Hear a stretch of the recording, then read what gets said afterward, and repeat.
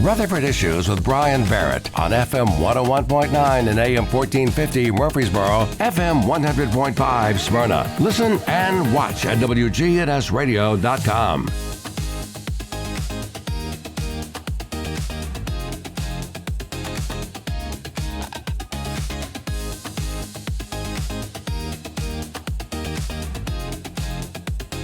Rutherford Issues today is powered by Middle Tennessee Electric. You know, August means air conditioners. That's right. We're coming up into that time of the year, July, August. Air conditioners working overtime, right?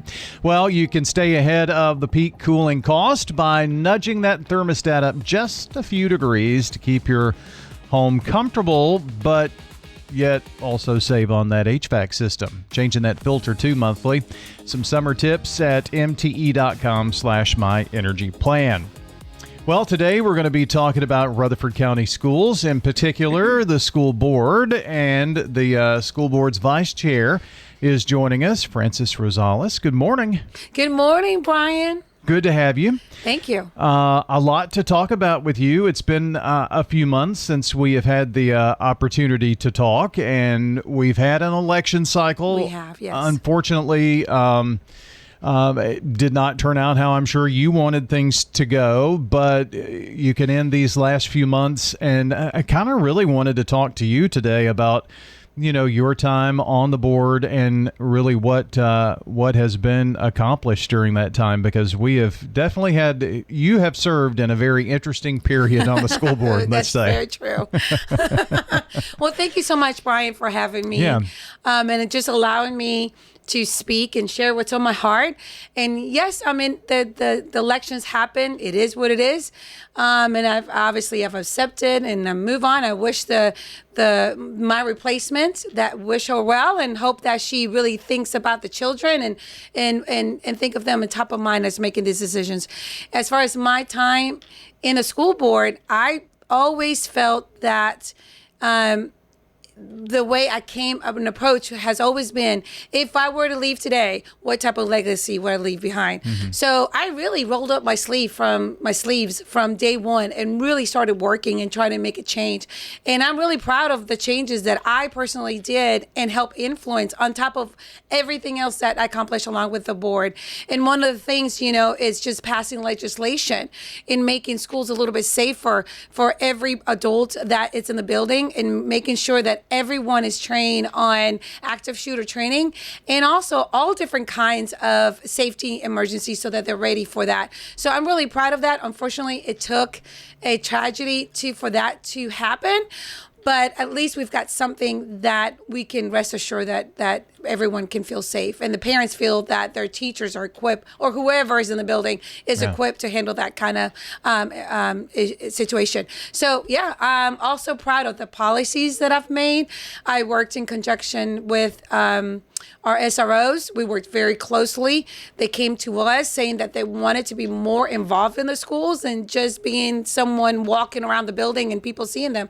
So we've got policies in place where they're actually stepping into the classrooms and teaching curriculum so that they can build a little bit more of a rapport with the students. So they're just not like bodyguards or whatever, the hallways, the security, if you will, something like that. They got to be seen as the heroes for what they are, because when emergency strikes, guess who's going to respond to that call? Is going to be our amazing SROs, and they need to be elevated for that purpose and that reason. That's just a few of the things that I've done. And then the other thing that I'm truly, truly, truly proud of is we had talked about bringing a foundation that will serve as the vehicle for fundraising. Well, I'm proud to say that I was the one who carried that and wrote it up, drafted it, and put it on the agenda, and then got the ball rolling to get the foundation implemented.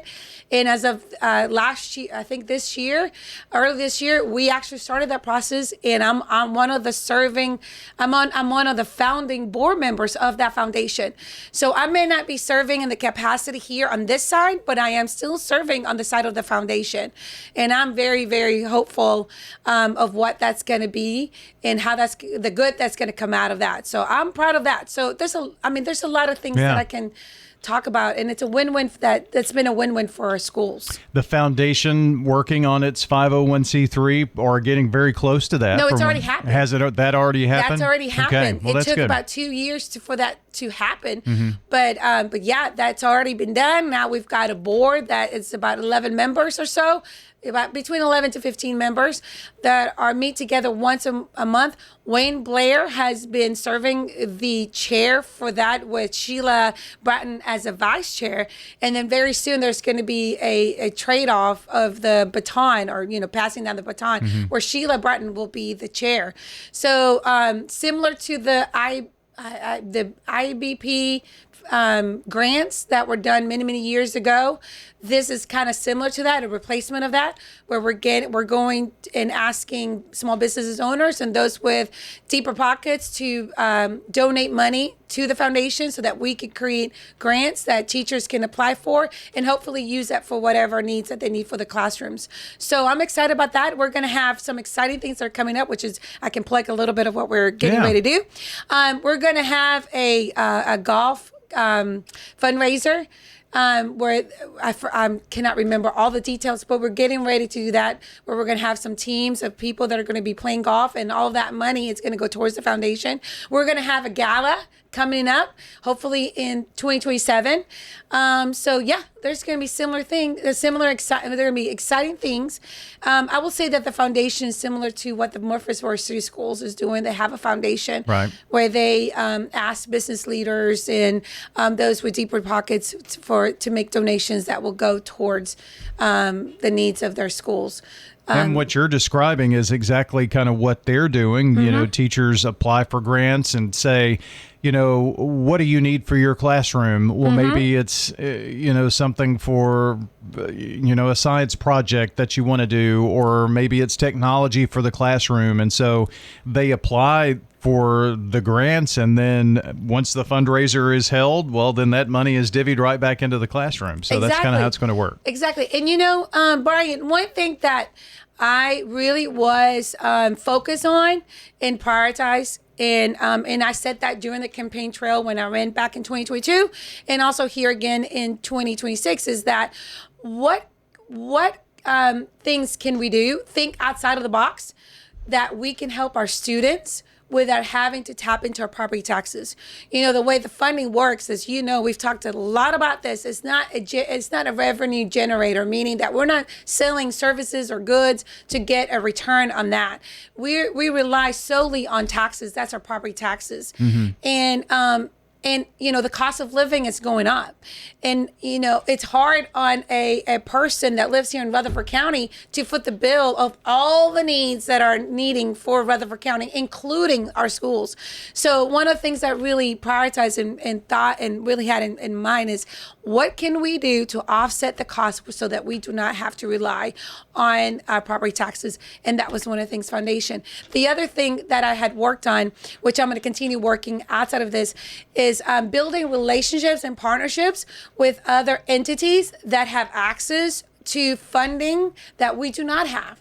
One of the biggest needs here in Rutherford County schools is schools. We've talked a lot about that, how overcrowding, it's good that people are coming into the county, but then it's created another problem, and that problem has been resulted and seen in the overcrowding in our schools. You could build a new school every year and not catch up, just about. Oh my gosh, yes, but we don't have the funds for that. Right. We don't have the capital for that. So one thing I had been working behind the scenes is partnering with other entities so that they have access to capital, that if we partner together and we bring our monies together, we could possibly build some things. And so shameless plug that I'm getting ready to do is, one of the things that I had been working is with the CTE with President Wade, who's over our career technical not education, but the TCAT. He's over Tennessee Career Applied Technology. They have access to capital that we don't have access to. So I was working with him and trying to say, if we provide this and you guys bring this, can we come together and build a facility that serves twofold? It'll expand your capacity of how many students can come in, and then we can utilize that same building for us to expand our our CTE programs. And there was a lot of momentum of that, a lot of buy-in from TCAT, also from the schools with Dr. Sullivan, and also our CTE department. And we also brought in Montluck Community College as well, and there was buy-in there. Everyone was ready to go. They liked the idea. They were on board with it, but it's kind of stopped a little bit on its track because of the funding from TCAT. So I hope to work on that and trying to get that funding for the TCAT side so that we can continue moving on this, because it'll save so much money for the taxpayers.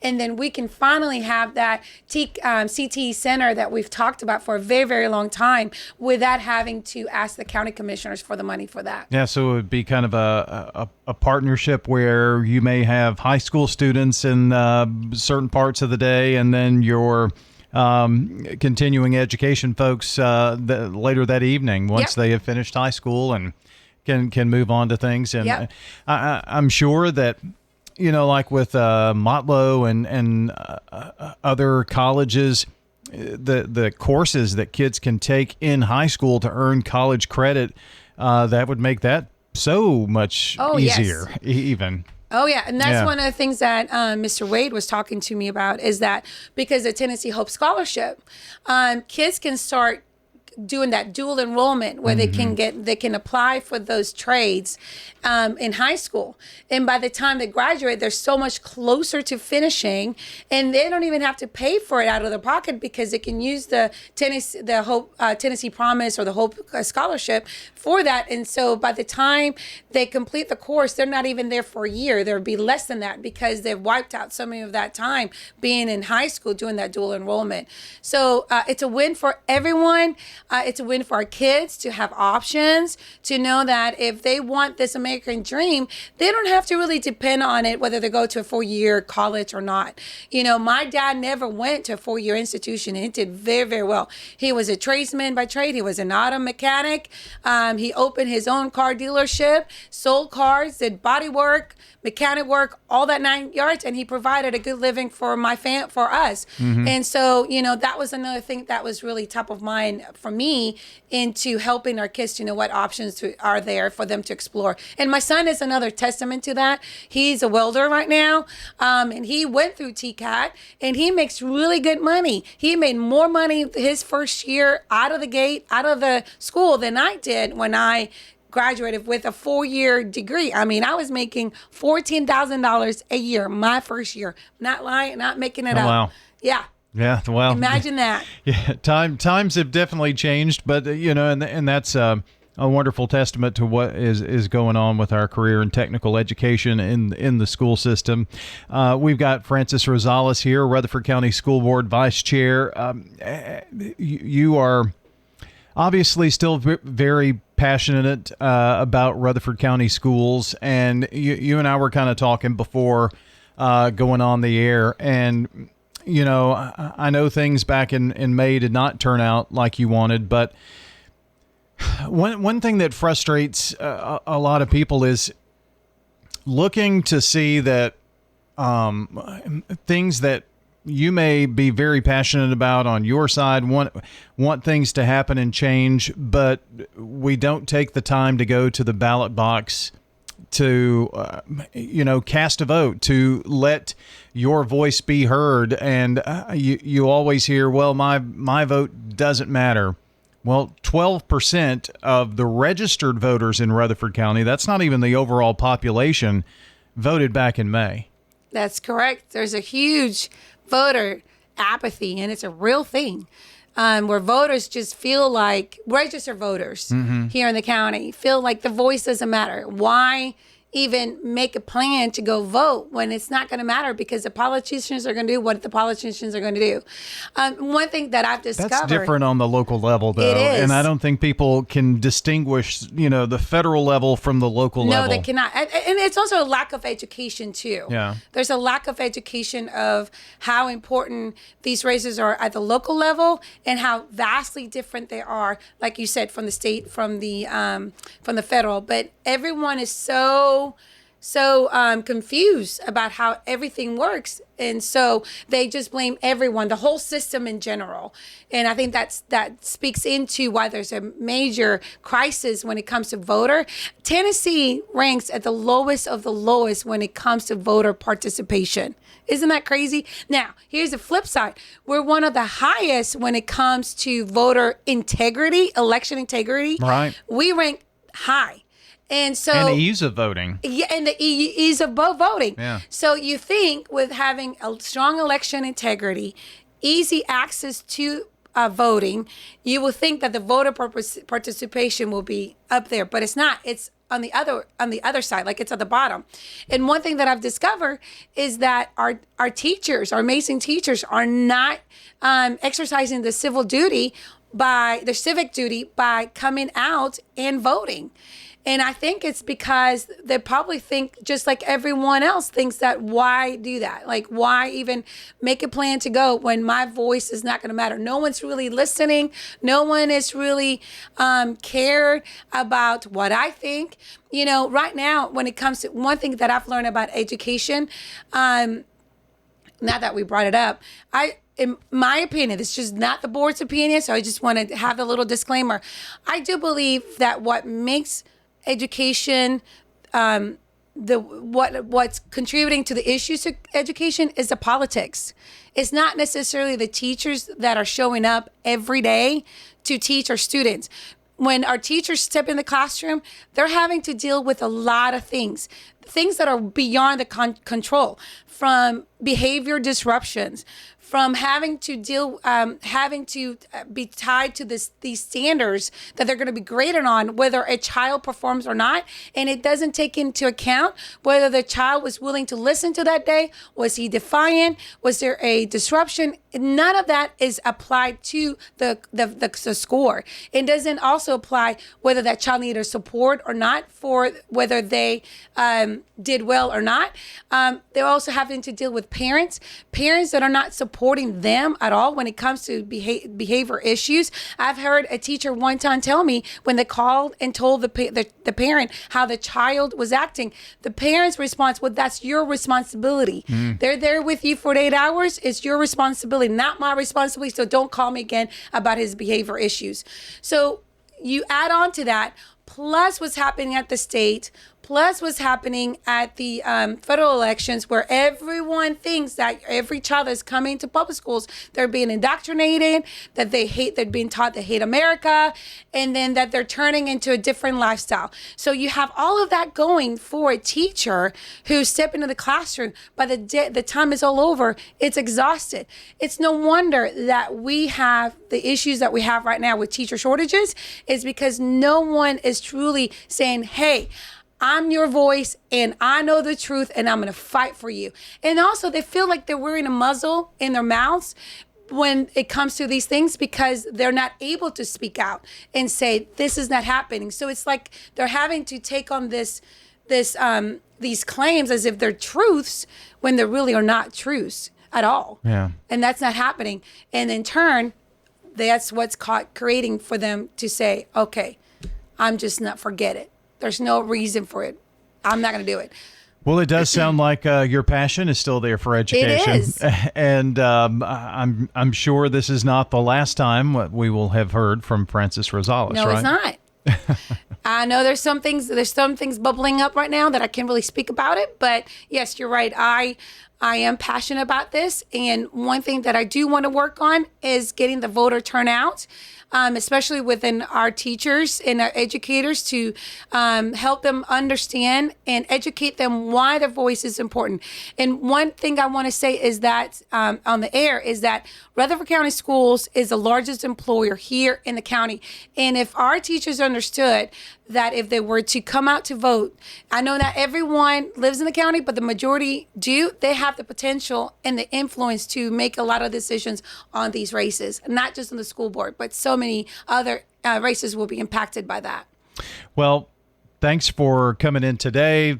Thanks for over the years coming in and taking the school board time and sharing what's going on with Rutherford County Schools. We feel like it's very important to have this particular segment once a month at least to share what's going on with our school system from the board's perspective. And just thanks for all the years. Thank you so much, Bryan. All right. Frances Rosales joining us today, Rutherford County School Board Vice Chair. And that's going to wrap up our program. Hope you enjoyed. We'll see you back here next time.